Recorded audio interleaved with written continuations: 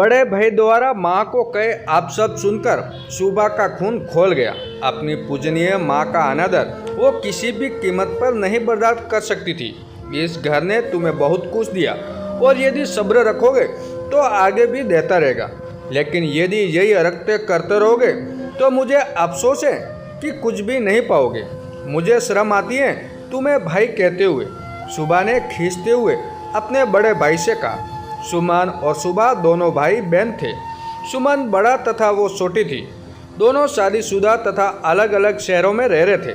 सुमन शादी के बाद से अपनी पत्नी को लेकर माता पिता से अलग रह रहा था। उसकी पत्नी पूर्वा को सुमन के माता पिता के साथ रहना बिल्कुल पसंद नहीं था, जिसके कई कारण थे, जैसे सासू माँ की तिजोरी की चाबी न मिलना, सुबह देर से सोकर उठने पर रोक टोक होना। वे माता पिता को सहयोग नहीं करते थे।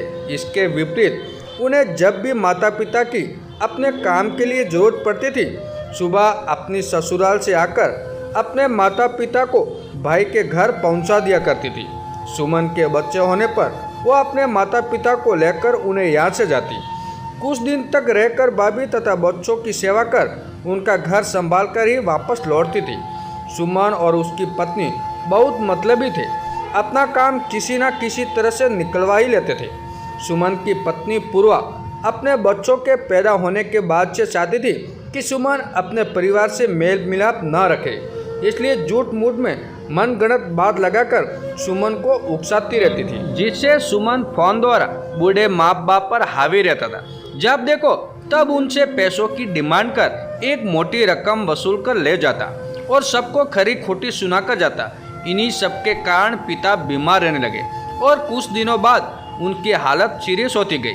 वे लोग फिर भी नहीं आते, बल्कि सुबह अपने ससुराल से आकर पिता का इलाज कराने लगी।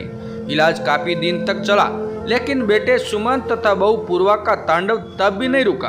वे आते, पैसे के लिए महाभारत मचा देते तथा मोटी रकम वसूल करते और चलते बनते। आखिर एक दिन बूढ़े पिता की मृत्यु हो गई।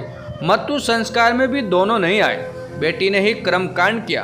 पिता की 13वीं वाले दिन दोनों पति और पत्नी आए और पिता के कमाए पैसों पर अपना हक जताने लगे।